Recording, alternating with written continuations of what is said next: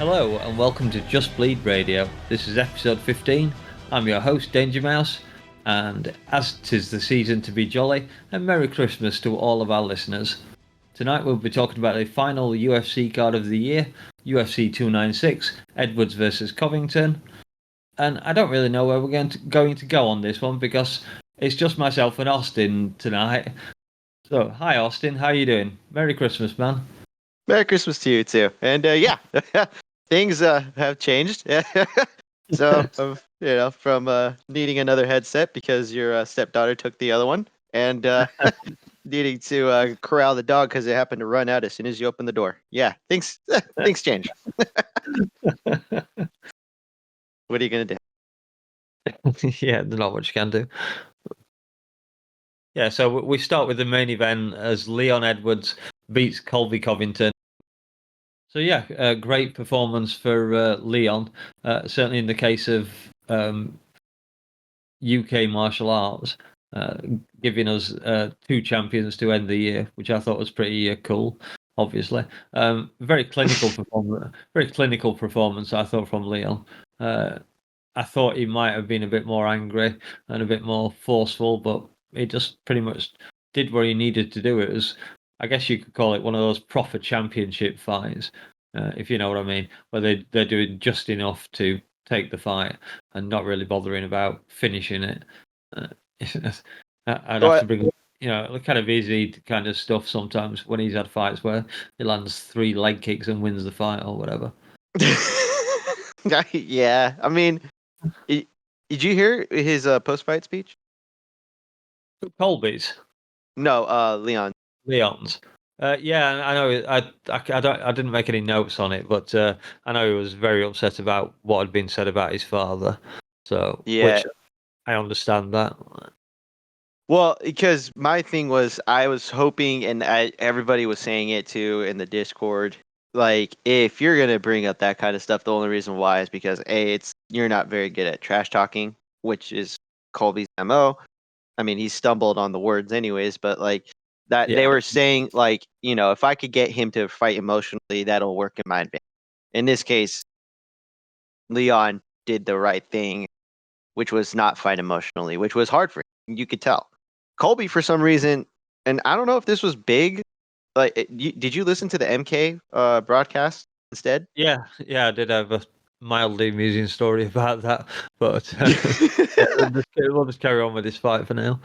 Yeah, I was gonna say they said I don't know if it was Luke or BC that said it, but one of them said that it looked like Colby had not looked 100% coming into this fight, and I was talking, Dave mentioned something about it too, where he said that it looked like he wasn't well. Like, I don't know if it was injury or if he was sick or whatnot, but that it would almost explain his game. Like, he went in there and he almost looked like he didn't want to engage right off the bat, just barely even throwing a jab and occasionally a leg kick. Like, this was the complete opposite of a Colby fight that we're used to seeing. Like, he's used to throwing a combination jabs and just pressuring and looking for a takedown and even getting into a clinch. That barely even happened, and more often than not, he's circling away from the action.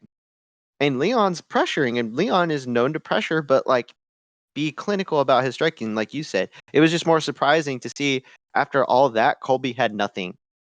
And when it did go to the ground, right? Leon was more than willing and capable of grappling with him, which was, I thought, the scariest thing to see. Well, after Colby got his first takedown, one of his 2 from his 10 attempts. Once Leon got back to his feet, I think he almost threw up a head kick, which rattled Colby's head a little bit, and then he just dived straight in for his own takedown and took Colby down with great ease. Oh yeah. You could see it running through his mind. Fuck you, man. You've just taken me down. I'm having one back. I am not going to lose in any aspect of this fight to you. Right. And he didn't. No. He it, like you said it best. It looked clinical. And like, at no point were you concerned that Leon wasn't able to fight out of the positions. Like, it was scary at moments, but it wasn't like, oh, okay, like he's gonna lose this fight now because he gave this up. It was like, oh shit, please don't do that, and then he would fight out of it. Like, oh, okay, we're Yeah. fine, we're fine. What are we doing here, Leon? What? Don't make it worse than you. Oh, wait, he's fine. Yeah, But and Leon's leg kicks were on point as well. Colby's thigh was battered to hell by the time I think the second round started. It didn't look great at the end of the first. was this just because Colby didn't have a plan B? Was it just like he wasn't expecting Leon to be as clinical? And I was just listening to the presser, the post-fight presser, and I listened to the Colby part of that, and he said that Leon switching stances and fighting orthodox completely threw him off. He just couldn't adapt to it quick enough. oh shit! Yeah, it just rattled him. And then obviously he said he had ring rust as well, which that's fair enough if he's admitting to it. I have no problems with that. But yeah, I wouldn't have thought of that at all. I don't know if that's just because that doesn't give him the openings he wants for his grappling exchanges, or even if it's like he feels like he can't touch Leon, which he did. I There was a couple of points where Colby would throw combinations to counter Leon's jab and his uh, kickboxing range that he would come into, and I was surprised at how close they were in size. Like I thought him and Colby would be slightly different size, but they were almost similar length, similar height. Body frames are both lean for the weight class. Uh, Again, I don't know if it was because Leon shut down all of his aspects of whatever game plan that they had, and I I don't know if it's just me or whatnot, but like, did Colby just look like he was like not so much scared, but like, well, shit, if I can't easily get this like opportunity, I'm not gonna try to engage. Like you said, like his openings were cut just from the get go. Like I'm that surprises. This is yeah, the I same don't. guy. This is the same guy that went to war with Usman twice and was more than willing to engage. You know. Yeah, I did hear someone say somewhere that Colby had, he took a heavy shot.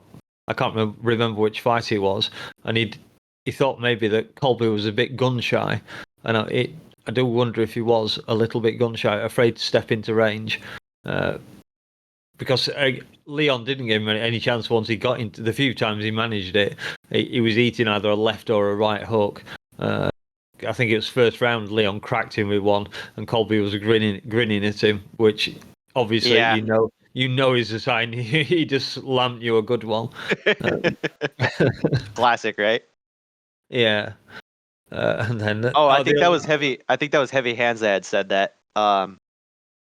Yeah, I think it was either Connor Bush. I think had said that like it was the Usman first Usman fight because he had broken his jaw, yeah, and yeah, since that fight, I guess he had just been gun shy. Actually, now that you mention it, he was gun shy in the first 3 rounds of the second Usman fight, and then didn't care about Jorge's power yeah, until he got clipped, and yeah. then that was it. That changed the trajectory of that fight for like the more conservative measure. But yeah, um, Leon just did not give him the opportunity, and I was kind of impressed with how easy it looked for Leon at certain points of the fight. I was just more disappointed with the adaptability of Colby because usually his game plan, it doesn't matter. It's a mesh that covers almost majority of the aspects of the fight.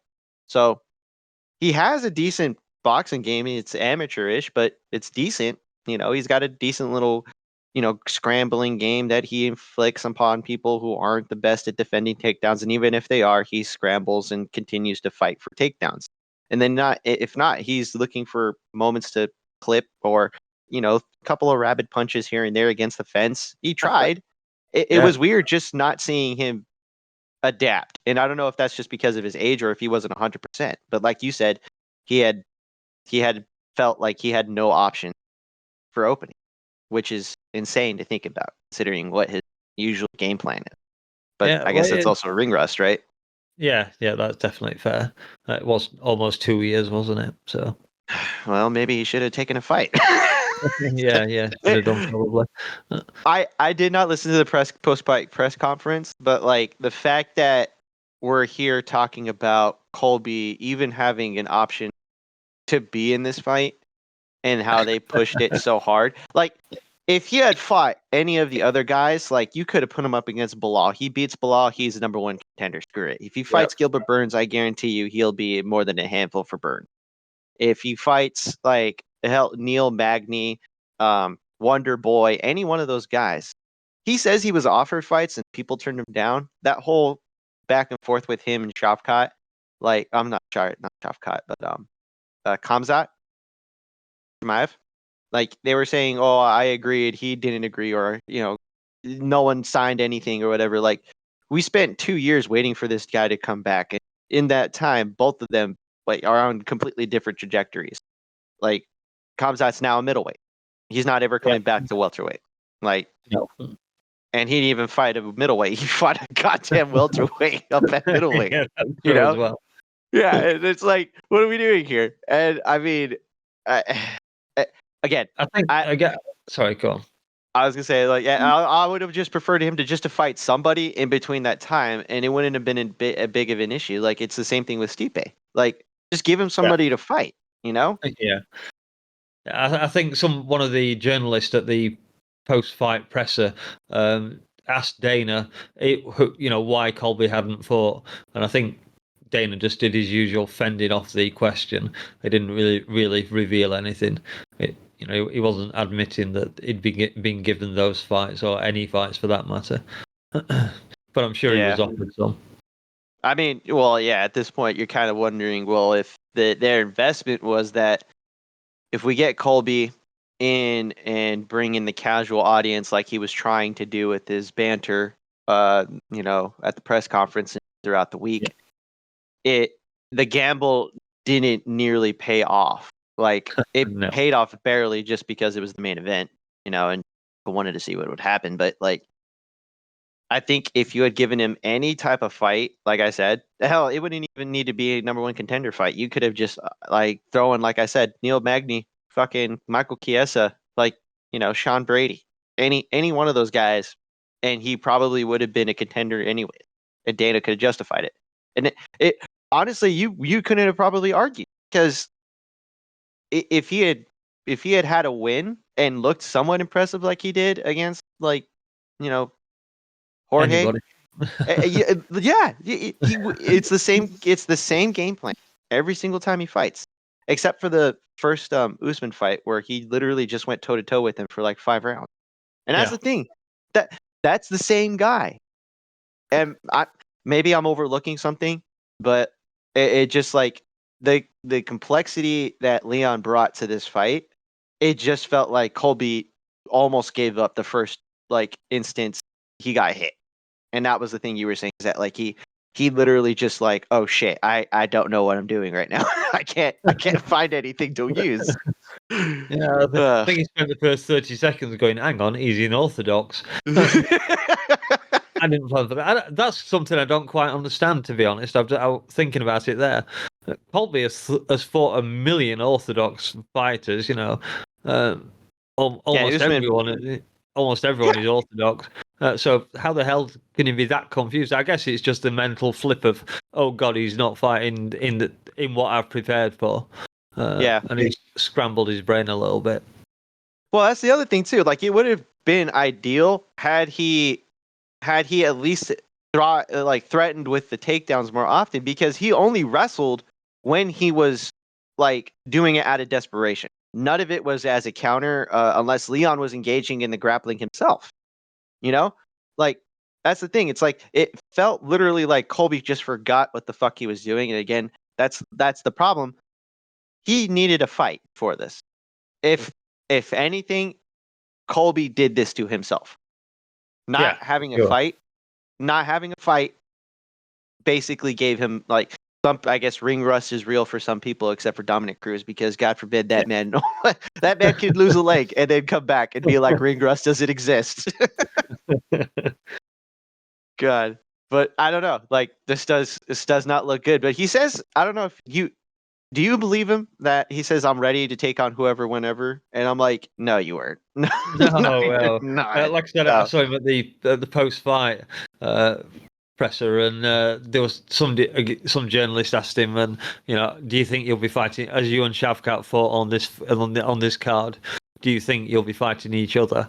And straight away, Cole was no. That doesn't make sense. Wonder Boy was on his card. Wonder Boy makes much more sense. He's a better business opportunity, which is right in that case. But we all know the reason behind it. He doesn't want to face Shavkat. Well, that's the other thing too, is that Shavkat went into that fight injured.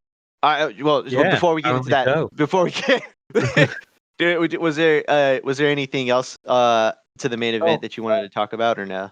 Yeah, I mean, I did, like I said, type some notes down. I would say scribble, but obviously that's not true. It was in round 3.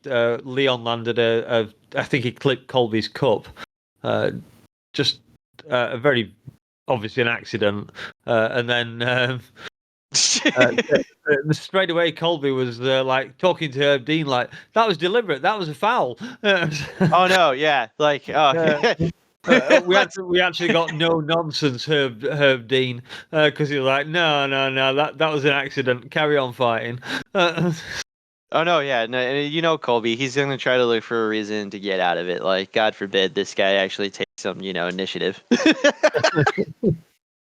But that's the other thing too. It's like he's used to kind of like egging on the ref and stuff, like trying to look for things. But like Leon is also it's not always the case, but he does have a habit of having foul issues Oh or yeah, some fence grabs here and there, some occasional cup shots, or eye poke here and there occasionally. It's not like he tries to do it on purpose. It's just it happens. Fight, yeah. But and I was actually impressed with the amount of I should say not the amount, but the few incursions that happened in this fight, which is surprising because both of these guys have a habit of having things happen. Yeah. Yeah. It's the welterweight curse, isn't it? Him, Colby, Usman, they're all as bad as each other.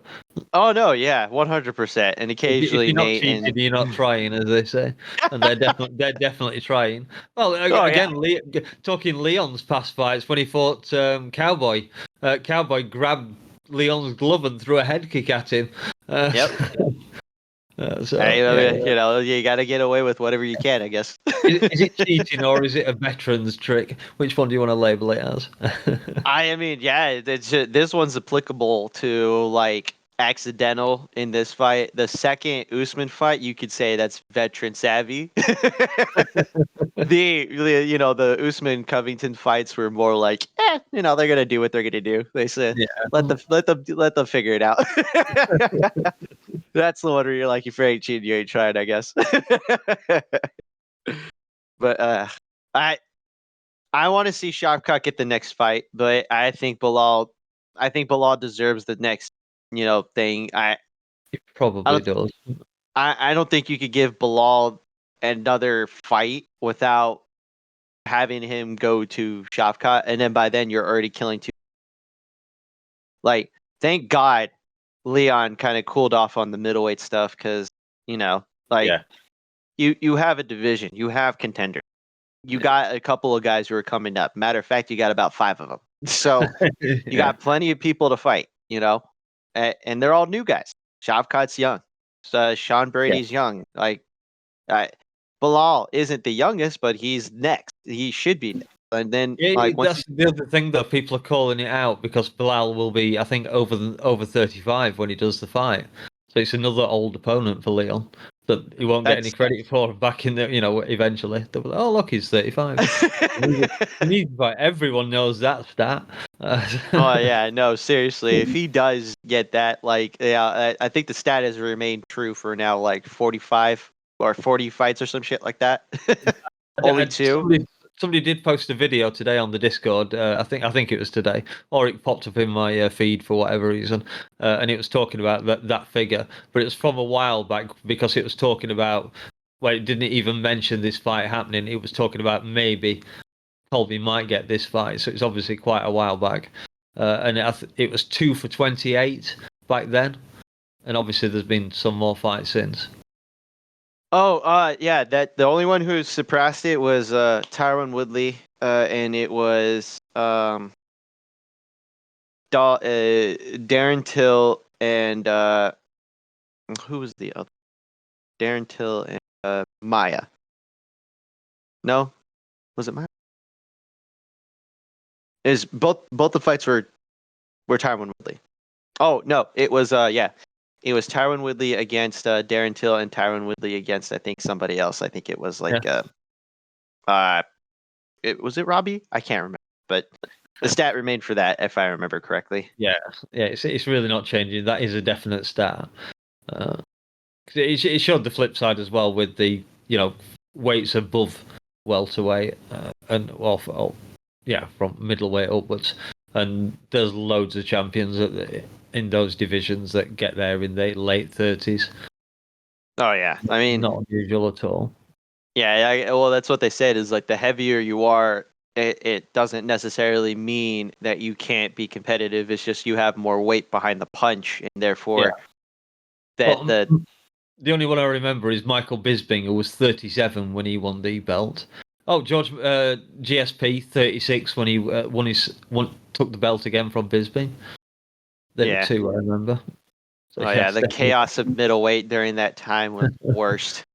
Yeah. You had six contenders, and Bisping said no to every single one of them, and they killed each other off. After that, all of that, you had six the last two that were remaining of that ended up having to fight each other for the interim title, while Bisping fought Dan Henderson and then fought GSP. Like, what are we fucking doing here? I love Bisping, but come on, man. I didn't mind him calling out Dan Henderson. That was a good call out, to be fair. And Bisping's putting a lot of service for the UFC. He deserves that sitter, with the not a sitter as it turned out. He got to defend at home too. He deserved that, pay-per-view payday.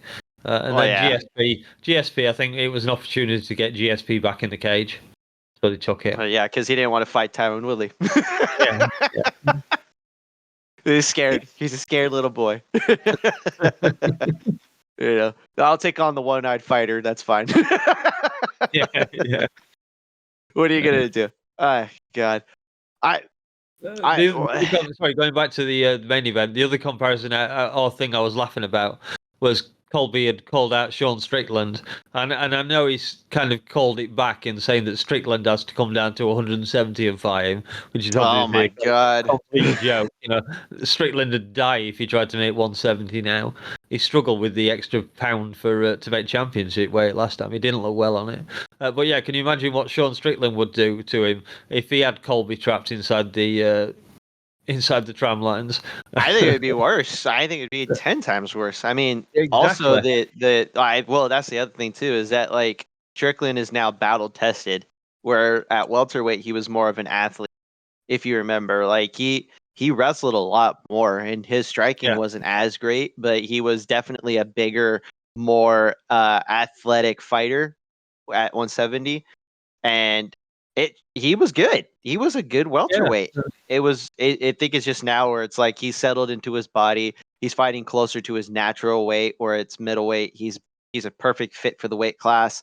He's not the biggest guy, but he's definitely not the smallest guy. And he's got the pace and the practical, attributes that help him win fights. And his pressure is second to none. But, it's one of those things I think where it's not everybody practices the same kind of pressure or knows how to deal with it. So it works out in his advantage, especially against a longer kickboxer in that division, which that division has plenty of. So it's the perfect kind of blend. That Colby gets murdered within the first 3 rounds. I'd say it's not even close. Oh yeah, for sure. I hate to even say it, but I would love to see him and Leon fight. Leon and Sean? Yeah, but no, I can't. I just spoke it into existence. I regret even saying that because now it'd be a hell of a fight. I'd love to see it. I'd kind of like to see it myself. Obviously, it's unfair with Sean weighing 15 pounds more than him. I mean, Leon's a big welterweight to begin with, so it would almost look kind of good, but again, they both got contenders now. I mean, Sean just dismantled Izzy, and now has the entirety of the middleweight division at his back, and the target's big on him right now, especially with Drakus, who fucking they got into a little brawl, which was great. Him and Drakus, he asked, he asked Gilbert's kids to move out of the way, please, real quick, while I pummel this man in front of you. Oh, God. MMA's the worst sport. But no, that's all I got on the main event. I think we went about 15, 20 minutes. Yeah, probably around that at least. Just the last thing I'll say on it. Leon now joins Islam Makhachev on a 13-fight undefeated run. Oh, good. Good. Yeah, The so title defenses aren't high, but the fact that they have win streaks is not easy to do, especially in today's game. Yeah, for sure. It's not like 15 years ago where you kind of get one win and then end up the champion and defend 12 times because the divisions weren't stacked. But now it's a different game. You got healthy divisions. Welterweight is for sure, and lightweight. That's the interesting one where you're kind of looking at it like it's the win streaks. And I don't know if you saw that thing in there, because John shouldn't count because he took him 3 years to come back.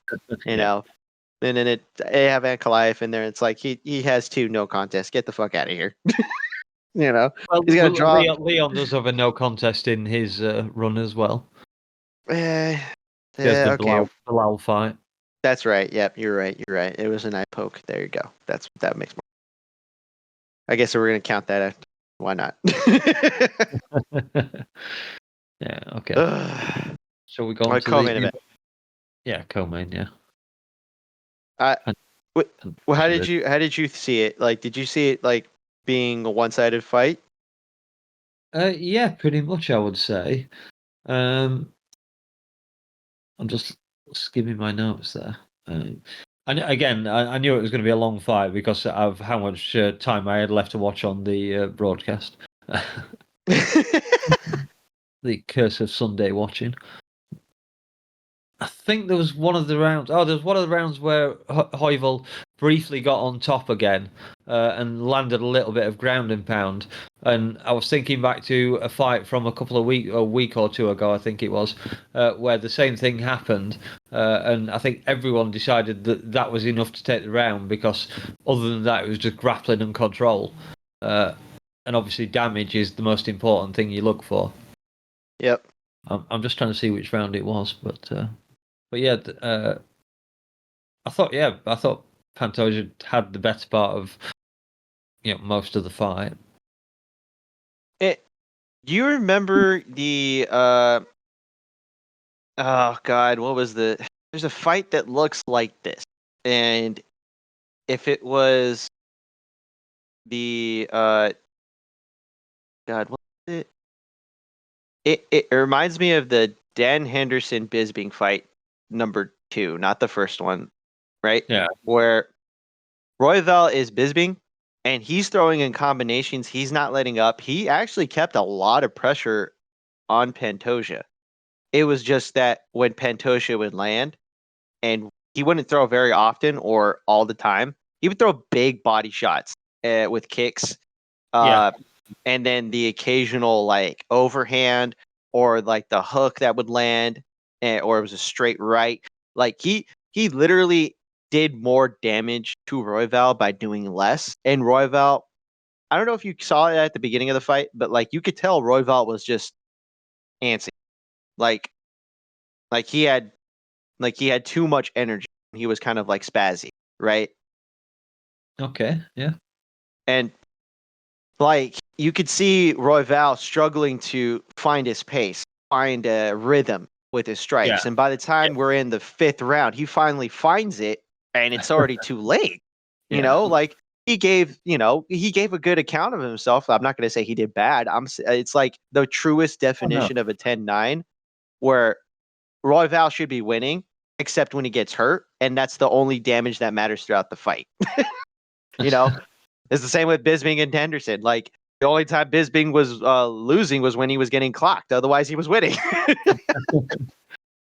And then, the only difference is that the Bisping was the better grappler of the two by that time. And in this fight, Pantoja he gasped by the 5th round, and you could tell. Like, he was literally swinging from his waist with his hands down, and he was the smaller of the two, but he was definitely the stronger, more athletic fighter.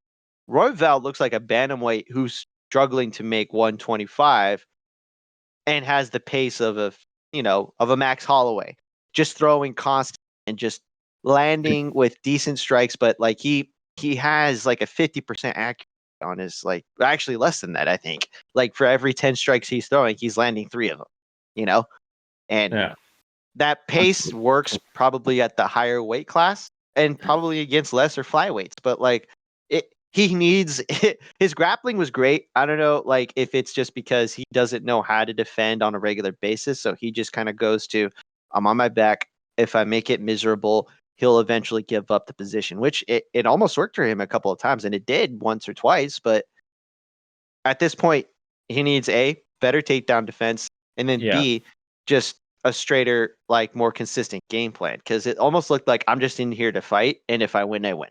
That's what it looked like, because otherwise Pantoja was in control up until the 5th, and that was kind of the disappointing thing, where you're like, everybody in the Discord was excited for this fight because Royval brings it, and he did this fight.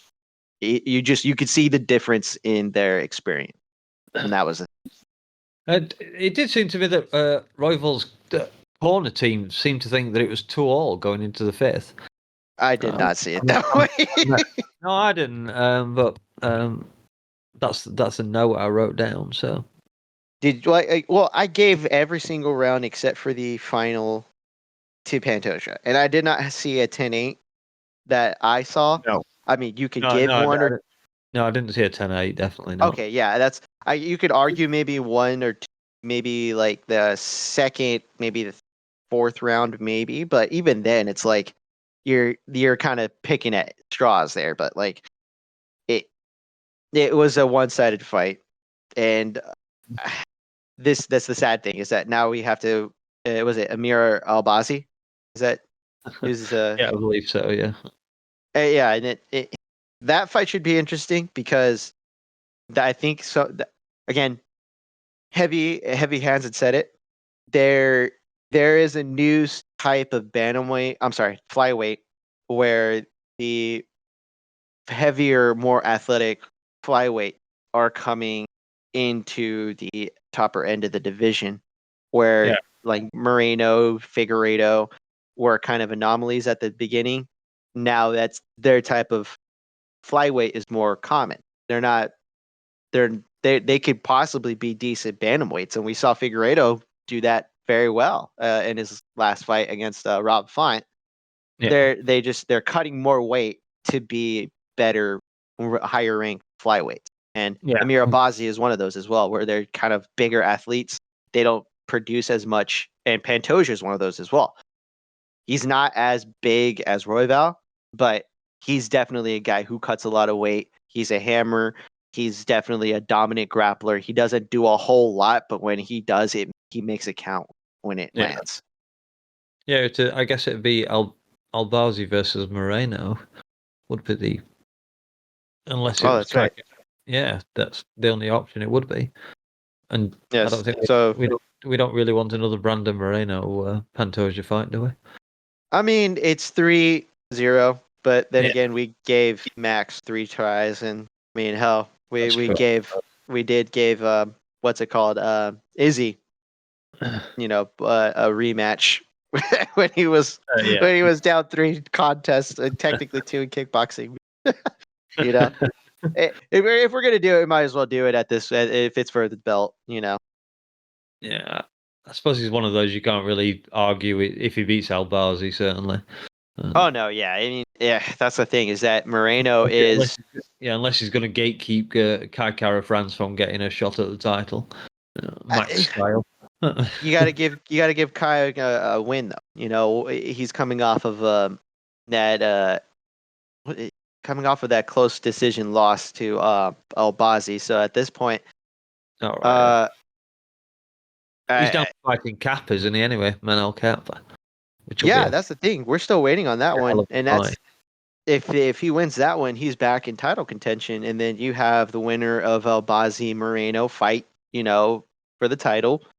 Moreno possibly being the better of the two, or at least the more well-rounded guy. I mean, it's possible we could get a rematch, and then you have Kai come in after that. I mean, the idea is to get guys on win streak so that they fight, and then you have Tetsuro Taira that's also in the division. Flyweight's got guys. Flyweight's got guys, and then Mohammed Mokayev is in there. You got guys. That's the thing. You got plenty of people that you can kind of call to, and you just got to give them wins, and you got to give them names. Right now, flyweight looks like it's finally starting to cycle through, and that's a good thing. It was a good fight. Just they got to keep them going. I thought it was fairly solid, but it wasn't a super exciting fight. No, it wasn't. It wasn't like if I'd have stayed up last night to watch it, I probably would have fallen asleep at 4:00 in the morning trying to get through that. That's true. It was good. It was good. It wasn't like the Moreno Pantoja or the Moreno David Figueiredo fights prior. It was good. It was good though. And 7 out of 10. 7 out of 10. Maybe 6.5. Oh, Lazy messaged me. He says I'm going to try to hurry up. Oh, okay. I mean, if you're, or would you? Yeah, fine. Yeah, if we get him in here, we can do. We're just chatting. So. Did you have anything else on the co? No, not at all. Like I said, I wasn't super excited with the fight. I'm not, as I said on the preview show, I'm not that bothered to some degree about the lighter divisions. I'm more of a lightweight and up kind of fan. Oh yeah. So I didn't have anything invested in the fight, and it wasn't super exciting. So no. Shall we jump on to Thompson versus Rachmanov, which was what everyone was hoping was going to be a great fight. Oh yeah. Well, maybe not hoping it was going to be a great fight, but I thought maybe we'd see more than we did. But as we found out, Shavkat apparently was injured, so we ankle, certainly right? Yeah, apparently so. It explains why we didn't see him in top form and why he didn't engage very much in the striking. So I did expect him to see him throw some punches and kicks, and he spent most of the fight just shoving Thompson back up against the cage and grinding on him before he finally obviously got a takedown and managed to finish Wonderboy, which an impressive feat in itself because that's the first time Wonderboy has ever been submitted. So I was impressed by that stat. If Wonderboy had managed to survive the entire 3 rounds, I would have counted that as a win for Wonderboy, for sure. I mean, it sucked because you want us to root for Wonderboy, knowing what he's up against in this fight. But man, Shavkat he just needed to get the win, and I guess he did it the safest way that he could, considering who he was up. Right? Yeah, it was injury, and then who he was up against. I mean, the last person who gave Wonderboy the fight that he wanted ended up breaking his arm. Yeah, that's true. Yeah, you don't give that man the fight that he wants. You give him a fight that he can't win, and this is the fight that he can't win. And I mean, it's Wonderboy. He's dangerous, regardless if he's older or not. And Shavkat's smart enough to know that, and thankfully he listened to what he needed to do, and it wasn't the most exciting feat to see him win, but hey, a win's a win, and he keeps that undefeated record. 100% finish rate. 18 finishes. Which is just absolutely crazy. Yeah, and he got rid of him faster than he got rid of Jeff Neal as well, because Jeff Neal really did push it to the last moments, didn't he? I think it was only 15 or 20 seconds maybe from the end of the round. Whereas at least he got Wonderboy, the previously unsubmitted fighter, out of there in less than 2 rounds. So yeah, great performance ultimately. You can't fault Shavkat for how the fight played out. I mean, it would have been nice to have seen some striking exchanges, but no, don't risk it if you don't have to. If you know you're better at something than the other guy, take advantage of it. It's MMA. It's not kickboxing or boxing or just wrestling. And that's the thing. It's mixed martial arts. You gotta go out there with your best foot forward, and Shavkat did that to a T. Yeah, it's back to the main event. Showing all those martial skills. Your striking, your wrestling, your jiu-jitsu if the opportunity presents itself. And Shavkat pretty much did that. I guess Shavkat didn't show us very much of his kicking, but we know the reason for that. Yeah. Well, I mean, that's the other thing too. It's like he did what he needed to get the win, but like looking at his past couple of fights, his last three, what was Jeff Neal, and then before that was it Neil Magny? I think. I can't remember. I'd have to Let me quick pull look. up his record really quick. Doing this live, so yeah, it was a Neil Magny. So he submitted Neil Magny in the second round at 4:58 of the second. And then he Oh, submitted Jeff Neal with like 4:15 at 4:17 of the round three, and then he finishes Thompson with 4:56 of the second round. Like yeah. he has the ability to be champion. Do I Oh, favor yeah. him in the championship fight? That's Yeah, when we recorded the preview show, I said that seeing Shavkat against Wonderboy would give us maybe some idea of how we would look against Leon, and I'm afraid it doesn't look that. I think Leon could very easily put a dent in that record. Take away that 0. it. He's got Yeah, I he's got mean, all the skills to do it. oh yeah, like yeah, Leon at this point is looking and showing that what's that's that saying? You become like 20 or 30% Yeah, better, 20, yeah, when you get the belt, and he's showing that. You know, yeah, however you get the win, win's a win, right? And yeah, for him, he's the champion. He has to adapt to a lot of different styles and a lot of comers. He's no longer the guy chasing the title. He is the guy defending the throne. And yeah. with a guy like Shavkat, who's just as well rounded, if not more capable. And that's the other thing too, is like this division now has these tall, lanky guys. They don't look like they're crazy killers, but goddamn, they are just coming in and Shavkat certainly is. oh yeah. I mean, hell, you look at guys like Jack Della Maddalena. He's not necessarily lanky or skinny, pretty built, but Ian Gary is also a big, tall guy for welterweight. You have, let's see, He's fighting Jeff Neal next, isn't he? That's being booked for him. is it Jack Della Maddalena or Ian Gary? And Gary. Weird. Why not just rebook the Vincente Luque fight? I don't know. Weird. I'm, Huh. I'm sure I heard it somewhere. All right. Well, if he's fighting, okay.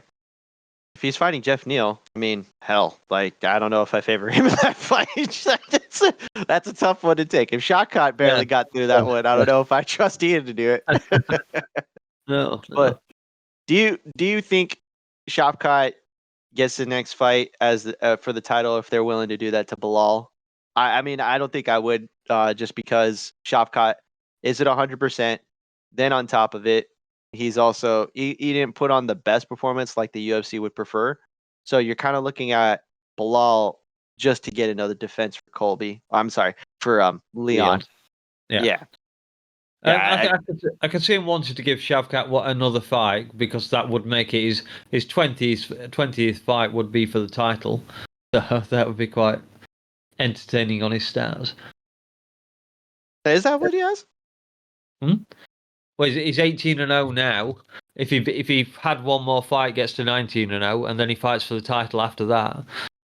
If he took the title, he'd be 20-0 and just have won his title. Who do you put Shopkat in if he's not getting? Who would I put him in against? Oh God, I need to have a quick look.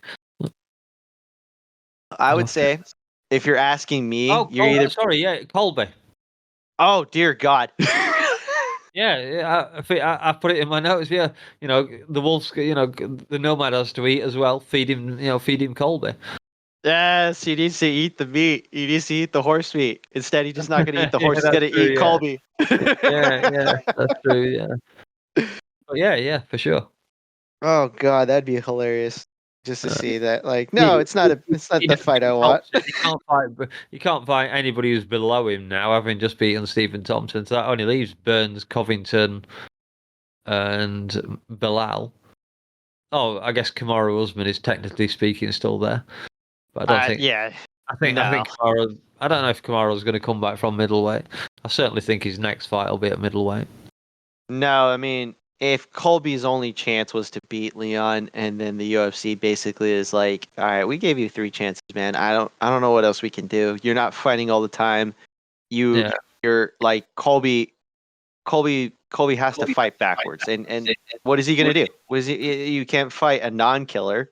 You can fight you can fight Wonder Boy, but even then, that's not gonna do anything for you. Wonder Boy no, only had one win to that after that, so it Usman's probably gonna stick at middleweight just because he had success. He he should have beat Kamzat. He had the ability to beat Kamzat, but for that was some a reason fight I he's would have happily scored a draw. I mean, you could have, honestly, considering what we saw. It wasn't like, I mean, 2 rounds to 1 10-8 round, I think you could argue, and two of Yeah, those rounds could have went to Usman. And, the only 10-8 would have been, the first round. Shavkat. Yeah, Yeah, it was the that's it. first round. That's it. But it was total domination by Shavkat. I wouldn't have any problem with the 10-8 there at all. Oh, no, yeah. And that's the thing. We're kind of like looking at this division and thinking like, okay, well, you got guys and the division, if as far as middleweight, like is wide open. Like it's a different era. We're looking at new. It doesn't matter if you had a win streak or not. It's a wide open division. I mean, if I'm Usman, I'm staying at middleweight just because Yeah, I don't have to cut weight. I yeah, can handle myself, and on top of it, my name means something to these guys, and they're gonna yeah, want to fight me, right? yeah. I don't have to Potentially ask. decent money. Yeah, Yeah, exactly. Yeah. good Um, pay-per-view numbers. Presumably, he can it, get some part of that. it's oh yeah. He's a guy that's a contender at this point. Like don't hurt yourself if you don't have to with the weight cut. Just stick it out in middleweight, see what you can finish out your career as, and then for Colby, he's screwed. He either fights a contender who's a killer like Shavkat, or he fights a name that's not going to give him a title fight anytime soon. And he's not going to get another title fight as long as Leon's there, and nobody's beating No, Leon anytime soon either. no, I don't think so. Nah. Yeah, I don't think I had anything else on. yeah. So, like, this was the one that if we'd have been following the original script, I was going to let Lem loose on this one because of Paddy's new hairstyle, and she's not here, so she's blown it. His new Shit. cornrows to stop his hair flying around when he gets tapped. That was the reason he gave. Um, yeah, this turned into kind of quite a fun fight in certain respects. I thought, Pimlet took the first round pretty easily, did rattle Tony a couple of times, and then the second it was just Paddy on top again, but it wasn't ever close to being finished. I think Tony was throwing up obviously some elbows, occasionally trying to get a submission going, and then the third round just ended up with. I think Paddy looked really, really tired in the third round. He did say afterwards he'd thrown everything at Tony in the first round, trying to get him out of there, and gassed himself out quite a bit. But yeah, just an easy job for Paddy Pimblett. Just not super impressive in the you were kind of hoping he was going to get a finish out of this one. To stamp his authority, or if you like Paddy, you were hoping that kind of stuff. If you don't like Paddy, you were obviously hoping that Tony would kick his head off or something. Yeah, I get it. I get Pimblett's a controversial kind of character after his attitude for the last fight where he was gifted a win. But even he's come out now and said that was wrong of him to say it in the cage. He even joked about it this time. He was like, "Yeah, I know. I just said that I'm not going to talk about fights that I've won in a cage, but I'm going to talk about it because I've beaten. I'm pretty convinced I've beaten Ferguson here 3-0, which it was. It was a total Yeah. rout. There's no argument about that. God, I hate the. God damn it! What's worse, that Tony had a chance in this fight, or was that that same chance was snuffed out the minute Tony got hit? Right, Yeah, and if there's a fighter that looked in close to like the last fight that Dan had, which was with Michael Bisping that we're calling back to. Yeah. Dan looked old. Dan just couldn't keep up anymore, and you could tell like he still had the power that was there. It was present, but like he's shuffling. He's not. His footwork is not fluid anymore. He can't even fight off his back anymore. He's literally throwing himself into terrible positions when he's on like a grappling exchange. Like it almost looks like he no longer has not so much the confidence. The confidence is there still. Like it's an arrogant of I don't care what he's going to do. I am still going to do what I want to do, and it's not going to matter because I know I'm going to win. And it's like you can't even fight like that anymore, like you could 10 years ago. It's the same kind of fight that he's bringing, and it's not changing. Yeah, I Like see what you mean. Yeah, yeah, and whereas Dan Henderson can drop somebody and nearly end the fight, Tony. Look at that Justin Gaethje fight. He drops him with an uppercut, and that's the only time that you could say that he had momentum in that fight. yeah. Buckled Justin's knees. That was Yep. it. And since then, he hasn't had any. Well, I shouldn't say that. He's had one moment in each one of the fights that he's had. One moment, and that's it. Anything else is kind of like one-sided. Like Yeah, it's just Tony getting run over, getting nearly submitted, getting finished on the feet, getting finished on the ground, and it's the same result. He thinks he can still do what his body could handle yeah. 10 years ago, and it's no longer effective. Clearly not. No, in this whole Scoggins or Justin Goggins thing or whatever, David he didn't Goggins. need this. No, No, the fact that he was in the didn't. corner. What are we doing here? He's not even a goddamn fighter. Why do we need him in the corner? He's not a fighter. He's the exercise coach. He's not a guy you need in the corner. No. I I thought to start off with, Tony's striking did look a little more confident, but obviously it fell apart after Paddy clipped him a couple of good ones. I think Paddy landed a nice kind of jumping knee close to the end of the first round. I think that's what sent Tony down to the ground first off. Yeah, well, his chin was still up in the air, and he's still trying to do the wacky stuff, like the flying knee, like you said. He was still trying to do which landed. I was kind of surprised, but actually I shouldn't be surprised that it landed, but it did. you know, but that's the other thing is that Tony should not be fighting guys who are bigger than him. Like he used to be the bigger side of lightweight, but we are now in the era The new where age. where lightweights look like goddamn welterweights going in there. And Tony still looks like the skinny kind of scrappy dude who, he's not very heavy, but he's dense. And that's the thing where you're looking at him like he doesn't have the biggest body for lightweight, but he's lanky and he's got like a Crash Bandicoot kind of frame. He's got like these lanky arms that got heavy hands with them, but like he's just crazy when he would throw his his Eminari or some kind of fucking wacky shit that he would do with his spinning elbow or something. But it's like he's fighting these guys who are well-rounded and they're bigger than him more often than not, and he can't keep up with that. No, definitely not. I would say Patty looked surprisingly better, and I don't even think he looked that much better. He just looked better than he did against a previous opponent, Jared Gordon, who was much smaller than him, but still, like he looked like he didn't want to finish right off the bat. He looked like he just I'm gonna stick to my game plan. I'm not gonna get crazy unless it's close to a finish. And I'll give Patty credit. He looked better. I mean, I would agree. and that's right. And that's the thing you kind of want to look at it with a guy like him. He's no longer a prospect. He is trying to become a contender. And this is a fight that you can argue, okay, he's on that path now. He's putting things together. It's been a while since his last fight.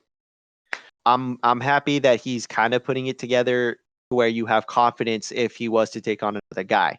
So at that point, if you're going to put him against a contender, you have guys that you can look to and okay, you know what? Maybe I can see it. Whereas before, you're like, no, there's no fucking way this guy's beating any of the top 10. No, I think I'm going to note that maybe Tony should now be the gatekeeper for the top 15.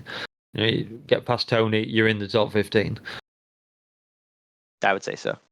Yeah, I don't think he's a serious gatekeeper for the top 10. There's, like you said, there's probably already people in the division that would beat him right now. You know what? I hate saying this. I would like to see him against Saint Denis. That's funnily enough. That's what was something I said. I think might have been in the preview show. I said that if Tony doesn't retire after this one, give him BSD for his next fight, and let Benoit retire Tony if he doesn't kill him in the process. God forbid. Is it bad that we're saying this? Because it's like, come on, it's Tony, but like, come on, Tony. Hey, come on. It's not that either of us want to see Benoit Saint-Denis beat the living hell out of Tony Ferguson. It's just that Tony Ferguson won't quit fighting. So if he won't quit, you have to make him quit. Yeah, that's something that Jed Meshew said. Like, you have to beat the shit out of him just so he understands. Like, you cannot do this anymore. Patty tried. He tried. But like the fact that you could tell the fact that he walked out of the cage the way he did, I no longer want to see him fight unless it's an older. And then even then, I don't know if I want to see that. No. Like, if he doesn't want to retire, then by all means, give him Saint Denis or like somebody else, a Jalen Turner, a Dan Hooker, somebody who's going to put him down and tell him you no longer can compete with these guys. Yeah. And that's the thing that he needs. Unfortunately, if you give him an older name, it's just going to give him confidence. Like everybody was saying, it's like if he wins, we're screwed. If he loses, we're like it's sad. Yeah. And I was starting to wonder if he was going for the Sam Alvey most defeats before getting cut record. Yeah, like I'm not sure how many Sam had. Got to be getting Sam, up there. I think Sam had 9. Sam, I think, had 9. Okay, yeah, so 2 more for Tony to catch him up. Yeah. But at this point, like, we don't need to see it. We really don't. He's no one needs to see him get bludgeoned to death anymore inside the cage. If we're watching him just to go see this and just be cathartic about it, like God forbid, Tony could do other things. He could do jiu-jitsu tournaments if he wanted to, but like we're stuck with this for some reason. And the promotion is not in the game of telling guys to retire. And I honestly wish that they like in certain situations, because they'll say it for like guys who are former champions or guys who are former stars. Oh, he's made a lot of money. He's made a lot of money. But it's like, then why aren't you saying it about him? Pay him to leave. Buy out his contract. You don't need to have this. This does nothing for the promotion to begin with, and it does nothing for prospects that are like Patty. Like, does this help Patty? Not necessarily. It just gives him a name to be. Really. Right? So what are we doing here? Like, with what you can afford to buy out his contract and tell him it's no longer on us if you continue. Right? Yeah, for sure. Yeah, they could just turn around and say, we no longer want to offer you fights, so we're going to buy your contract off you. I guess. I don't know the legalities of that. I guess they could just constantly offering the most ridiculous fights ever. But Tony's crazy enough; he'd take those ridiculous fights anyway. Yeah, I mean, the worst thing would be to see him in BKFC or some kind of boxing match where it's like, great, more head damage is what he needs. Yeah. On the bright side, BKFC, at least they tend to their fights finish fairly quickly, and the rounds are only 2 minutes long. That's true, and then they do pay their guys fairly well. I mean, hell, the rumors are that Perry's getting $1 million as of late. So, I mean, I'm pretty sure Tony can at least get half of that, if not something close to it. Yeah. A very unlucky career when it comes down to it, Tony. He was so up and away. Then he tripped over that cable and didn't end up fighting Khabib. And that was it. It was all downhill from there on, wasn't it, I think? Khabib couldn't get out of Russia to get back to fight Tony, so Tony stepped in and fought Gaethje, or rather Gaethje stepped in and fought Tony. Yes, that's what it was. Yeah, The they world's hadn't worst decision ever. they hadn't had Fight Island built up yet, so they fought in Miami. It was Jacksonville. It was either Miami or Jacksonville at the time. Terrible with locations. Oh no, it was in Florida for sure because Florida is Florida. So it was just as the pandemic was hitting, and Russia shut down all of the everywhere, all of Europe was shutting down. Yeah, but because he was stuck in Dagestan, like what they were telling him was that we're looking to have a facility in the United Arab Emirates, right, in Abu Dhabi. So that was just literally around the corner because they were also looking to do stuff in California on an Indian reservation. That's actually not too far from. It's in Lemoore, California, Tachi Palace, and they were trying to do that, and then because ESPN and Disney were like, no, we can't have this. It's like you guys could have waited instead of trying to rush something, because then we ended up getting Gaethje and Tony instead, which is it was still a good fight. Tony tried, but in its own way. Yeah, I mean, God forbid Tony be the guy who could have fought Conor, who could have fought Khabib. Yeah. And then his ACL tears on a goddamn cable. The man was indestructible for fucking 5 years. Yeah, I mean, whacking his shins with metal bars and a bloody cable gets him. Oh yeah, you remember those fights, right? Where Tony would, even if he looked like shit, he was still he would run through a wall.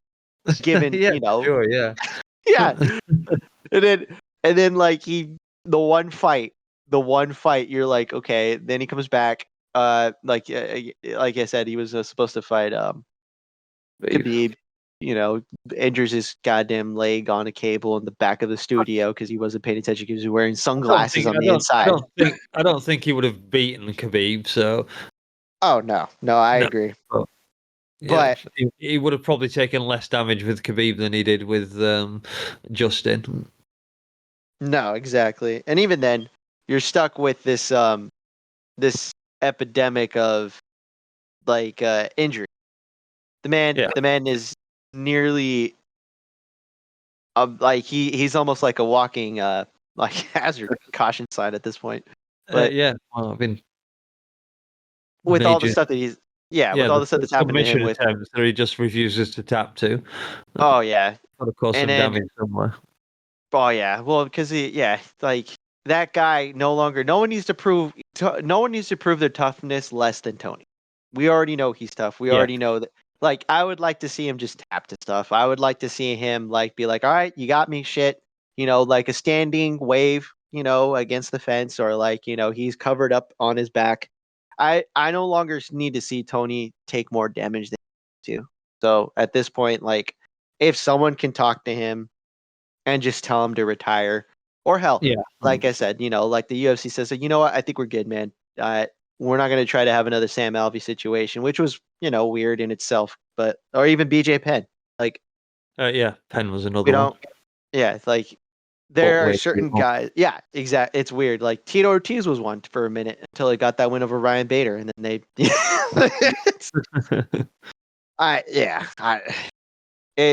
If I'm Tony, I'm looking to end it. If I'm Patty, it's not the best fight you could have had, but it was probably the best of a scenario where there was no winning, even if you won, right? Mm-hmm. Yeah, for sure. Sorry, I was just grabbing a drink there. No, you're good. Yeah, I think we've exhausted this one. So we're going to the last fight on the main card then.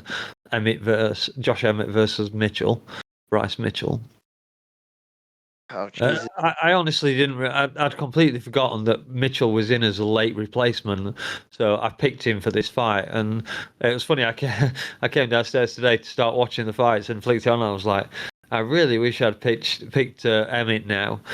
He looked pretty good getting into the cage, and then obviously he did what he did. That was just going to be one of the nastiest KOs I've ever seen, for terms of after effects. That I mean, Usman went down when he got shin kicked by Leon, but that he was staring up at the ceiling and all that stuff.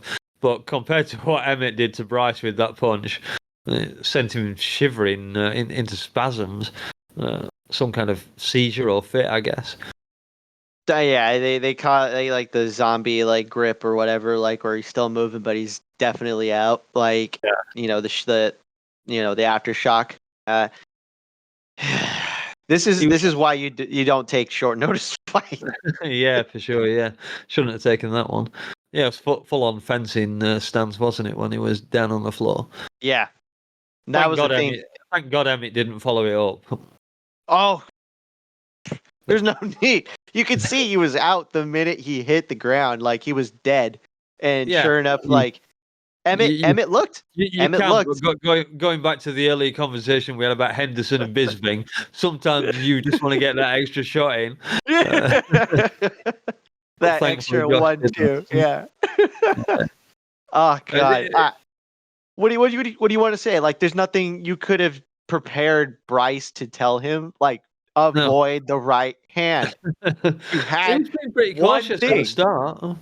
Well, He looked. pushed Emmett back a little bit, and then Emmett, I guess, gathered a bit more ground and started to come a little bit more forward. And then, obviously, he landed the killer right hand. Yeah, because like if you're looking at that round, Bryce is kind of keeping his distance, like you said. He's not looking to engage early. He knows what he's dealing with, and that's the thing Yeah. that you could arguably say he did right was kind of I'm going to keep my distance. I'm going to wait and throw a jab, look for a low kick occasionally. Not going to try to grapple right off the bat because he didn't even bother to clinch, which is great. But it was the first round. Like I think if he had just started off with the wrestling right off the bat, maybe I think he said it in the post fight, right? I think at the press conference, I think he had mentioned Bryce.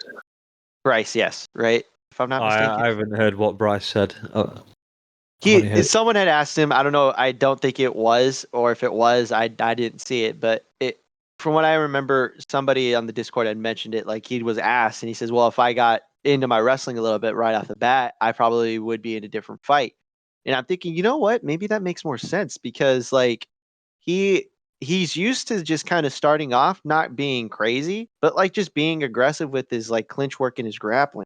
And maybe that's the thing is like I don't want to waste my time. I just took this fight on very short notice. Yeah. I'm going to make sure I make my effort count. I'm going to probably get into a rhythm and see how that works second. And Emmett, if you remember the Michael Johnson fight, Johnson's winning hands over fist. Like it's not even close. Johnson's literally lining him up. He's getting hit from the outside. He can't even answer back to the point to where Emmett is literally he has no choice but to throw a haymaker. He can lands it maybe once or twice throughout the fight, but like Johnson's walking away with it. Then sure enough, Johnson kind of allows him to get too close. He's throwing a combination. Emmett fires that overhand right the same way he did to Bryce Mitchell, puts him dead to sleep, and Emmett thought he was winning the entire time. And like Emmett's never out of the fight. Emmett shows that it's hard to put him away. Emmett shows that he's got the power lasting throughout the entirety of the fight. It might not even be the best game plan, but that's his thing. He's that old school fighter that knows he could fight a better fight than he's fighting, but he's going to look to do the one thing that he knows how to, even if it's to his detriment. And that's the FUS overhand right. Because God forbid, if you tell a wrestler he can't throw the overhand right, he has no other weapon offensively. You may be correct there. Yeah. This is the definition of fuck around and find out, because the minute he threw that, he because like if you remember that sequence as well a little bit. Yeah. He's throwing a 1-2 and he's staying with his chin up, not upright like Pimblett usually does, but like his chin is open and he's staring at him as he's throwing the 1-2. He's flat-footed and Emmett's overhand right lands just as he misses both strikes. So he's literally walking into it. And it's like, you had one job. Like, hell, if he had gotten clipped because he was going in for a clinch, I don't think it would have been an issue. Like, No. if he had, gotten uppercutted to hell, like, Derek Lewis did to, oh, god damn it, the other heavyweight, what's his name? I can't remember. Why can't I remember for the life of me? Never mind. Well, the threat of the power is always there. Like, if he was going in for a grappling situation, it probably would have been more understandable. But like, you stayed in one spot, throwing the comp in. Like, you could have thrown the jab and then moved, then came back with the combination.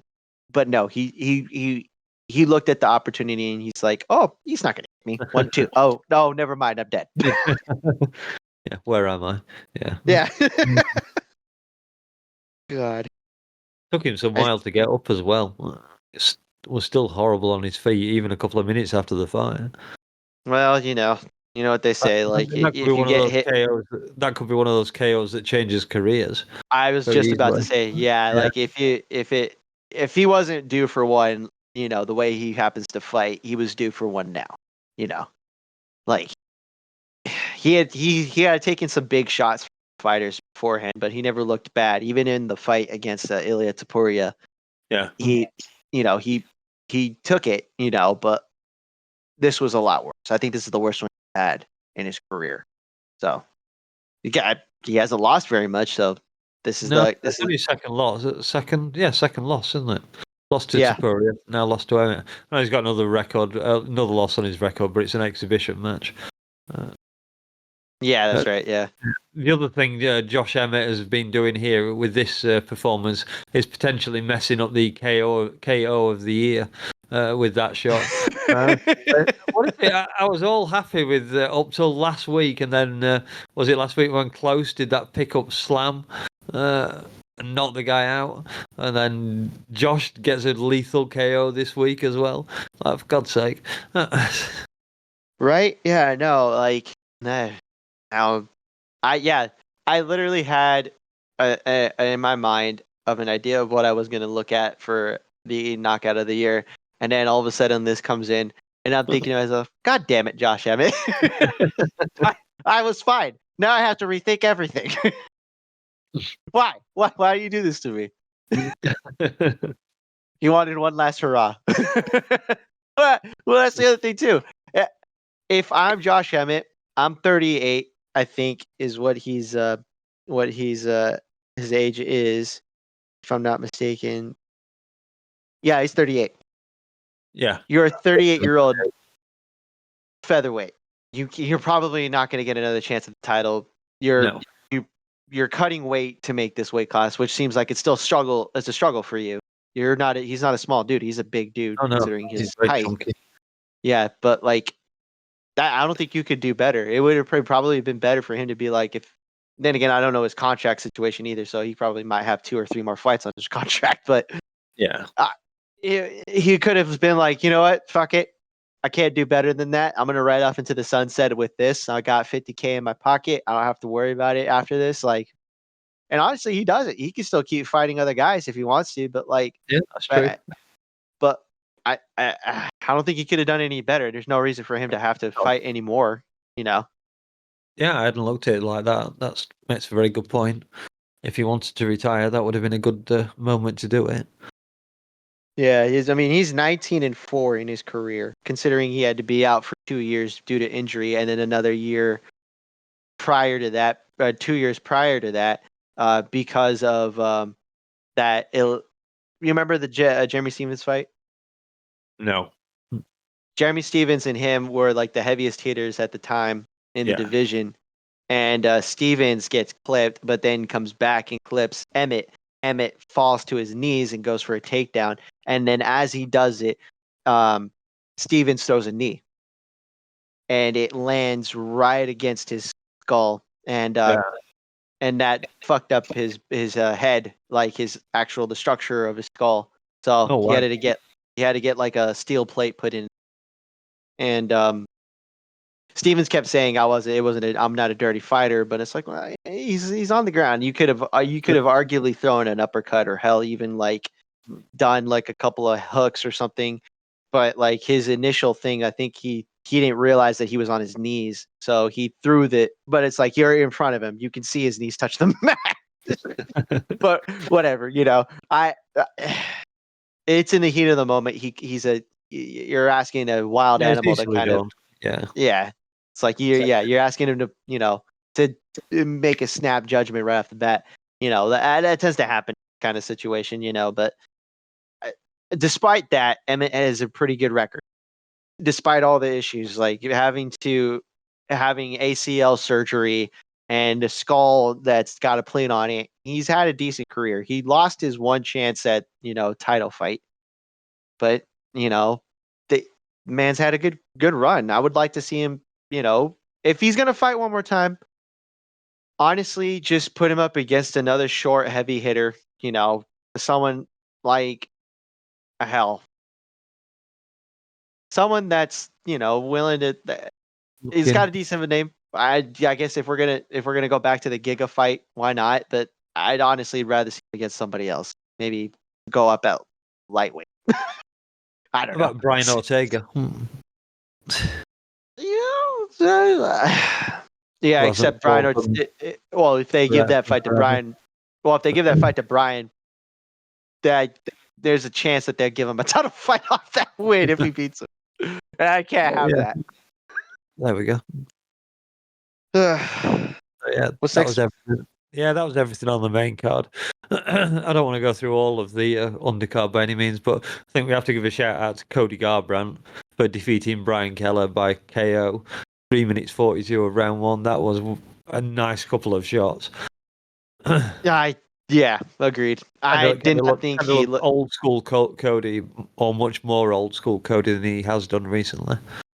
Yeah, looked good on the feet. I mean, you didn't seem flustered or nothing. He looked a little spazzy when he did get hit, but he corrected it. And then just kind of stayed composed, thankfully. Brian hit him a couple of times, landed some good leg kicks, but I don't know what the hell he was thinking. But like, he'd get in there and wing his shots and forget, like, oh, Colby can still throw just as hard. They're not the biggest bantamweight, so it would have probably benefited Kelleher to at least initiate the grappling just a little bit more. But again, it's Brian Kelleher. He's either going to get finished or finish somebody, and it would have been better if Brian had invested in a better haircut. That was gonna go there, but it's not even a mullet. It's not even a mullet. He's completely bald on the front and top of his head and near to the back, except for the spot that's like right above the neck. And it's like, what the hell? I don't understand. Are you trying to do a half mullet buzz cut here? I don't know what the hell I'm looking at. It doesn't make sense, and it irritates me looking at it. Lem's going to be so upset she's missing all this hair talk. I know. This is Paddy and now Kelleher. Oh God, I know. But like, good for Cody. I don't know who you put him up against in this division because it's still a Shark Tank. He's nowhere near a title fight. No, you can't put him up against. You know what? It would probably be a better scenario for him to fight a Davis and Figueiredo now. Mm-hmm. But he's nowhere near that, I don't think, at this point. So no, he's not at the minute. Yeah, like just put him up against a bantamweight who's not ranked. Just give him a win. And if he gets this is his second win. If he gets another, it's 3 in a row. If he gets one more, that's 4. Give him the wins. Just give him wins. You have guys in this division that you can put him up against, and he could, knock him out. It's not impossible for him to be on a 5-fight win streak on his way to another title fight, but let's see how he gets there first. Again, it's not a. What do you think? Like, I'm not the world's biggest Cody Garbrandt fan, as I think most people know. So my option would be Umar Nurmagomedov. No. Why? You can't. What are you doing? You can't try to kill him. What? I I didn't don't say like it was a Colby. fair match. I just said it was what I wanted to see. I don't like the man as much as the next guy, but come on, like we got to give him someone reasonable. Colby, Umar's ranked. What is Colby or Cody? I keep I have no Colby. idea. He's I have not no even idea. ranked. No, not he's even not ranked. ranked. No. Oh my god! I'm trying to get him into the top 15. That's all. Yeah, I'm not trying to murder him on the way there. What are you doing? He's got time. He's not like 35 or 38. I don't think. Actually, how old is he? I think he's just like, I don't know. 32. He's 32. Okay. Give him 2 more fights. Give him 2 more fights, and then we'll talk. A few years left. Yeah, like I. Thankfully, he did that whole run when he was in his early 20s, and he had that whole fall from grace, and now we're at a point with him where it's like he is that guy that you can look at and think to yourself, like, this is the guy that you can kind of rebuild again. He's young enough to where it's still a possibility. I don't think you need to rush him into anything. Like if we're trying to get him into the top 15, the first thing I'm probably doing is having him fight the guy that's lowest on the totem pole and not Umar Nurmagomedov. That's Chris Gutierrez then. Yeah, there you go. That's a good one. Except, yeah, that's one. That's a safe fight too, because it's not like Chris is a killer. He's not like his teammate. Was it Jonathan Rodriguez? He's got 9 wins by knockout out of his 20 wins. 4 first-round finishes. I'd be safe to say. You more fight, sod you. That's my question. That's a good one to see. Well, I mean, did you? Is there anything else you had on that one or no? No, not really. No, it was just a bit of fun with Cody. Let's see. Well, let's look at the one that we were looking at with real quick. Alonzo and Jacoby. Jacoby was winning this fight until he wasn't. It's a tale of I'm the better striker, except when I count on my chin to be better than I think it is, and the minute it's clipped, I will fall. I won't be knocked out or hurt, but I will get wobbled, and it will stun me, and I will forget why I was doing the thing I was doing. Because Alonzo was losing the fight. I picked for that fight. I picked Alonzo because I had a feeling, justifiably so, that Jacoby was going to count on his chin over the consistency of his striking, which his striking he's one of the better strikers in this division, but it's such a shame that he thinks he's stronger and tougher than he is, because it's light heavyweight. It doesn't matter how good you are. If you get clipped, you will get put on your ass. And it doesn't matter if it's by a guy who's better than you or a guy who's literally half your skill. Like, yeah. All they have to do is connect, and they're big enough to where they're basically dropping each other regardless. And he got dropped like 3 different times in this fight, and it nearly ended that fight for him. He hurt Alonzo a couple of times and nearly finished him once, but like, you're literally waiting into punches. Like, there was 2 or 3 different moments in this fight where Alonzo was just winging overhand rights as if he was Josh Emmett, just as a light heavyweight version of him, right? And Jacoby just kind of ate it and then just kind of dealt with the consequences after. Like, if you're Jacoby, like, your first thing that I would tell him, what the hell are you doing? You literally had this man at the edge of the fence. You could have gotten a standing TKO twice. Yeah. But you decided to, believe in your chin more than your power. Ridiculous. Fight I didn't pay that much attention to be honest. For Oh, some it was reason, fun. I don't really know why I didn't pay much attention to it, but I obviously didn't. If you go back and watch it, it'd be worth the watch, just because this one is it's almost frustrating to the point to where you could see Alonzo just kind of getting pieced up at certain points of the fight and being like, "Fuck it, just we can this overhand right or a hook that wobbles and drops fucking Jacoby," and Jacoby's like, "Oh shit." I saw it's quite funny, the Irene Aldana fight that went on before that one against Carol Rosa or Hosa. That was the one that I had a moderately amusing story about watching the MK post fight show, because I avoided all social media all day until I'd watched all the fights. And the only fight I had left to watch was Irene Aldana. And then Luke mentioned it in like the first 4 minutes of the broadcast or something. All I wanted to listen to was his take on how the Colby and Leon fight had gone, and he kind of gave us a spoiler. But what a fight though!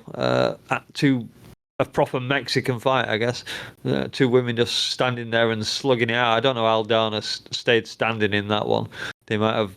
I think Rosa hit over 50 leg kicks. So that's a seriously tenderized thigh tomorrow, I would imagine.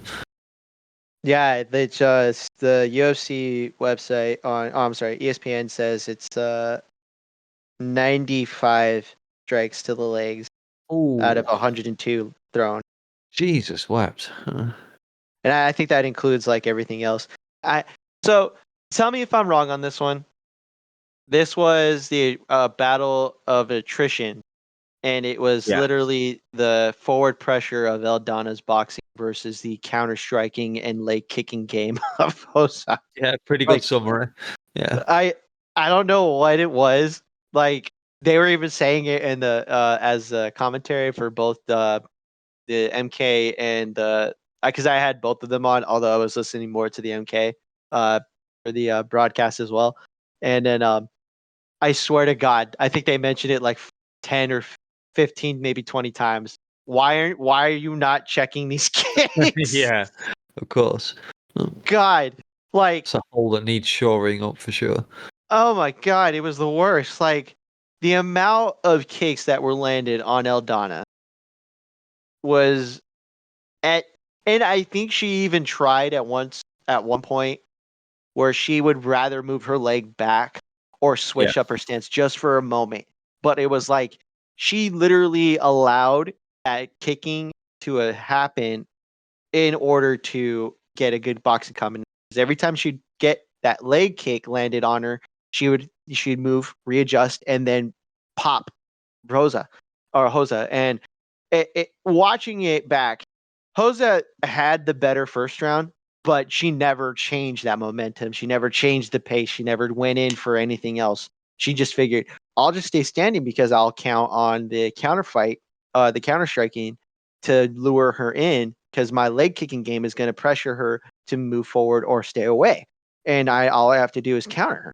Where Aldana literally kind of was like, all right, bitch, bet. Just Yeah. started throwing.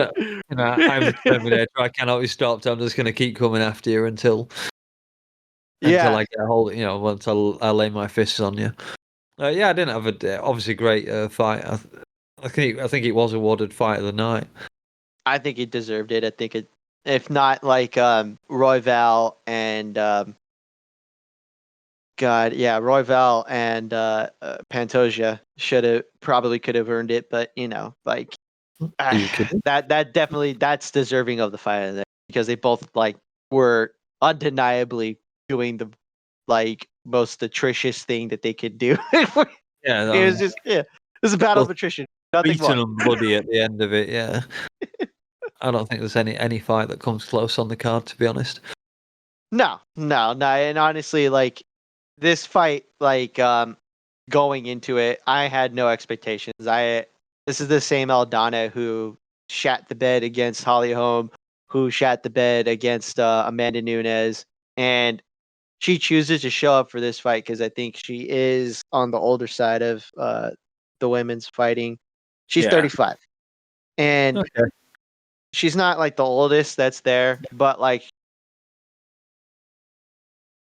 she's that type of fighter that she should be better than she, you know. Yeah. But what are you gonna do? I guess this is women's bantamweight. This is par for the course. I guess so. Yeah. Oh, Ariana Lipsky and Casey O'Neill. Interesting fight. Casey Yeah. O'Neill forgot that she could get hit. And forgot how to defend the submission. There we go. Yeah, that's not good. No, I mean, there wasn't anything else to this fight other than like Lipsky is always dangerous. Yeah. She usually has a pretty good grasp on how to put forward a good game plan, and be dangerous at all times throughout the fight. And she's not fearless, but she's definitely somebody who isn't afraid of her opponents, No, definitely more or not. less. No, I'm not No, quite and sure why I didn't pick Lipsky, to be honest. because Lipsky is a she's what 17-8, so guaranteed All she's right, I'm probably everyone then. 500. Yeah, she's probably 500 inside the UFC right now. Yeah, Like that's fair. Casey O'Neill, I don't know what it was. Actually, I do have an idea. Ring rust. Yeah, She had been out due to an injury because of her ACL. That's what it looked like out there. Like she had no rhythm, and her pacing was like literally trying to catch up to whoever was hitting. And that was the thing, is like she was a step behind. She'd get hit and then react. She wasn't like hit, then adjust, and then kind of finding your rhythm again. She was literally, okay, crap. Shit. Okay, I'm gonna try it. No, I'm getting hit again. Yeah.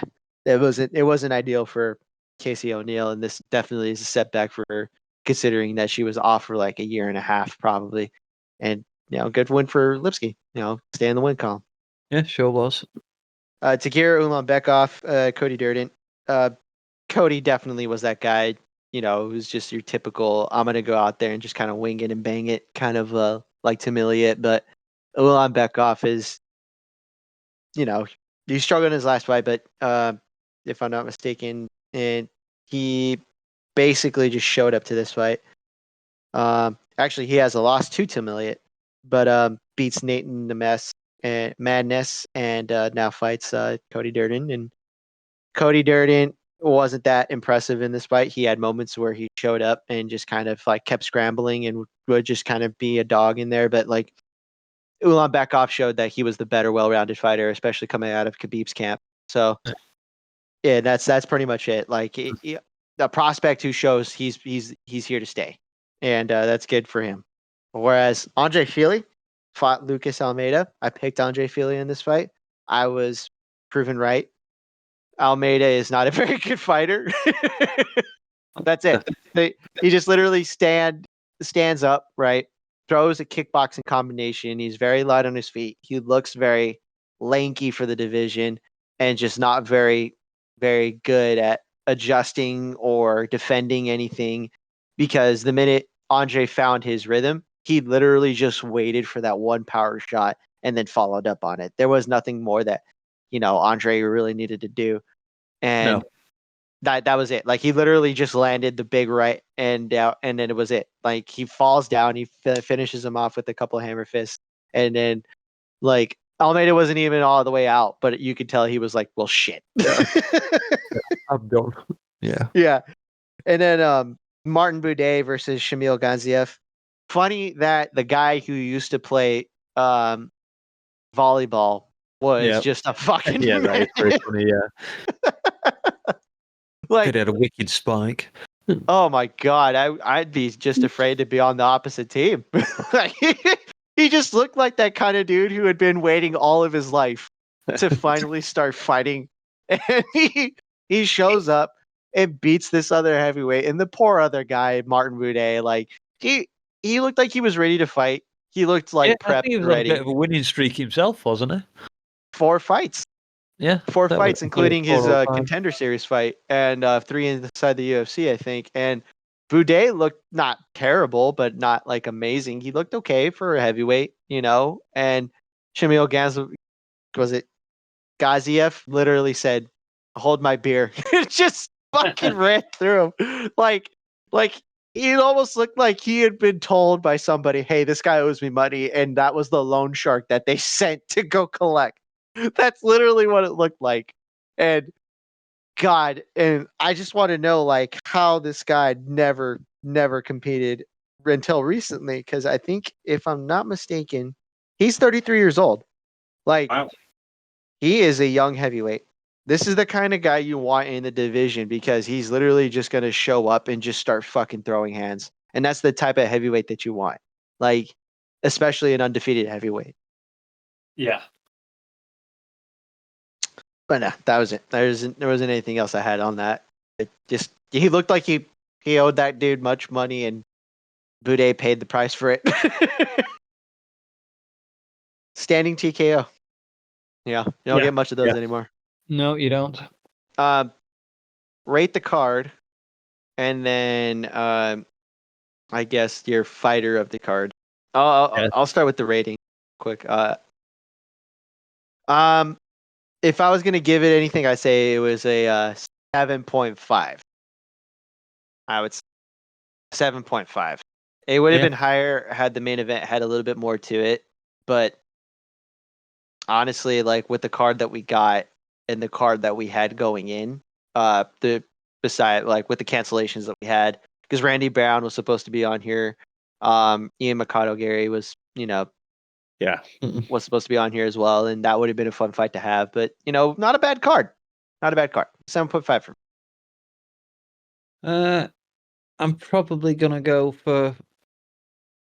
Let me think. I'm probably gonna go 6.5. Just for the reason I'll give the prelims a 7, but the main card actually only a 6. I think. I mean, I'm just looking at the main card. There's the Emmett knockout, which is amazing. Okay, Paddy Pimblett was an okay fight, but nothing special.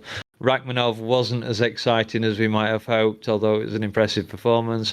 Pantoja, not particularly exciting, and Edwards again confident but not exciting. So all the action really happened on the undercard. I think that's the second time that's happened too. Yeah, it has. So yeah, I'll go 6.5 for the entire card. Not bad. I mean, that's above a 5, so anything above a 5 is bad or good. Yeah. I might nudge it to 7. I don't know, but yeah, we'll stick with a 6.5. Solid. No, I think that's fair. I mean, considering what like I said, like the card that we ended up getting and the fights that happened on the main card, like that's justifiable. Just because, like, okay, 2 one-sided performances at the main and the co-main, and like everything else, just kind of seemed it. Besides the Josh Emmett, Bryce Mitchell, it seemed like a card of one-sided fights. Yeah. Right. Yeah. Yeah, and that's never ideal, but sometimes it's the way these things work out. It is. And what else did you want to go over? Oh, fighter of the card. I'm probably going to have to go with Irene Aldana. Oh wow. Okay, you're going with her. Okay. Yeah, I mean, just performance of the night. Fight of the night, relentless coming forward. Yeah, I can't. I suppose I should say Leon because he brought kept the belt in the UK. But no, I'll actually stick with Irene Aldana for the fighter of the night. Yeah, I have to go with Leon.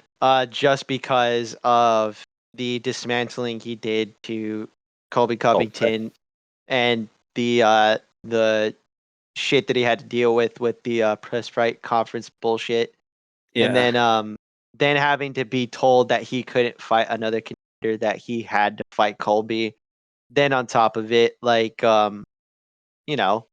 just not being a guy that we thought would be the world's. Jed Meshew had said this. There was a time when you could have laughed at the idea that Leon was a champion in waiting, right? Like, there's no way, right? You'd scoff at the idea just thinking about it. But like now we're like, damn, I don't think there's a welterweight besides Shavkat, and even then, like that's looking like a harder fight for Shavkat in the long run. Like there's not a welterweight you could put him up against and think, okay, that guy's actually really good. That I think is better than Leon. I don't think there's a welterweight right now that you could say that. No, that's very fair. Like I said, what was it? Oh, there was the one other fight of the night that we haven't mentioned. I don't think. Sean Strickland versus DDP. I knew it was coming. I just didn't know if it was gonna. It was funny. I had other plans. If we'd had everybody here, I had other plans. But as it's just us two, I've forgotten about them. So yeah, fight of the night. Oh my god, yeah. Like, so, like, does that make you buy? I did a survey on it. After this morning, while I was wrapping presents and rewatching the fights, it came up as, are you more excited than how likely are you to buy?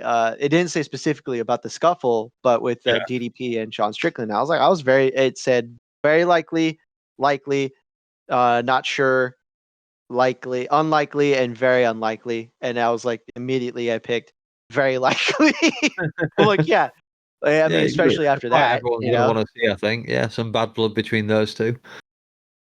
What did that need? Did that fight need that? I mean, you got to sell them pay-per-views, right? But like, still, I don't think it needed them to kind of go at it. I'm definitely more interested now, but like, hell, Drakus and Sean for some reason is a fight that I never thought I'd want to see, but now I can't wait for it. Yeah. I think it's quite funny they were showing something where they were seemed to be getting along quite well, and then Sean said, "We're like, we're supposed to be fighting. Let's get, this." Oh, it was some preview show for 2024. I forget what it was called now that the UFC did. And Sean was like, we've been too nice here, and then before you know it, we have the situation we had with Drickus. Well, I won't repeat what he said. I really don't want to. And then yeah, you don't need to. You don't need to go into that. The thing in the arena was hilarious because Sean stepped up and asked a little kid that was in there, was like, would you mind just getting out of the way? I can see, would you mind just getting out of the way? I'm just about to step over this seat and try and beat the shit out of DDP. Which he did. To be fair, he jumped over. He didn't mess about. He was raining punches in straight away. Yeah, he literally jumped over and like got like a head and arm club in like a club attempt, and it was great because it was Gilbert Burns' kids, and he's like, "Can you please move your kids?" And I can tell because Gilbert's always got his kids running around, and that was the other thing is like, if you remember, like Pantoja when he won, there was like 15 kids running around. And Luke and BC were laughing about it, and someone on the chat said, "Yeah, those could be Burns' kids because he's really cool with Pantoja." I'm like, "Oh yeah, that's right. Okay, makes sense." But yeah, he asked politely, "Move the kids, please. Can you move over there?" And then just immediately just jumped on him, and it was hilarious. Yeah. I honestly, that was great because it wasn't out of control. It was just one of those things where you're like, "All right, I see what's happening here," and Drakus, once they separated him, he's laughing about it. I'm pretty sure he was probably hammered, but yeah, he did look a bit pissed in that photo someone posted. Oh yeah, I was laughing at Dana as well afterwards when he was saying that, how did this situation happen? And it was like some idiot put these two together, and it was like, yeah, which idiot was that? And he went, "You're looking at him. It was me." Yeah, this asshole. That's what he did. Yeah, that was it. Yeah, this asshole. Yeah, he does all the seating plans apparently. So yeah. Pretty funny Dana owning up to that. Yeah. I mean, what are you gonna do? I'm more interested, like I said, now in that fight. But like, God forbid, that's a fight that needed a little bit more juice, considering what the co-main event was. And now we are looking at that fight, and it's going to be entertaining nonetheless. And that's the first pay-per-view that they come to in January, right? Yeah, sure is. But looking forward to that. Press conference is going to be insufferable. Yeah, that is true. We need to. Yeah. Good night overall, though. Right? Yeah, for sure. Yeah, enjoyable enough. Well, a good night followed by a good afternoon in my case, because I watched up to the Aldana fight live, and then I watched the rest of the card this morning. Yes, and I literally watched everything live from Aldana up, and then came back to watch everything else after, and then was wrapping presents this morning, and then that's when I realized my headset was missing, and I'm thinking, oh God, what happened? The youngest, she needs to play Fortnite, so she, I'm not gonna, drive over. Yeah, I should say it's fine. I ended up getting a, cheap one, and it works well so far. Well. Yeah. Sure. All right, well, I guess that's it from myself and Austin. It's been a fun, God knows how long we've been chatting right now, but we'll see what we can do with the edit. Or maybe Super Dave Fairtex will see what he can do with the edit. That's it from us. We'll be back sometime in the new year, I think. We're not sure what date we'll be back on. So until then, it's a Merry Christmas from me, and I'm sure a Merry Christmas from Austin. Merry Christmas, guys. Merry Christmas all, and if we don't hear from you or hear from us, Happy New Year and whatnot. Yeah, for sure, yeah.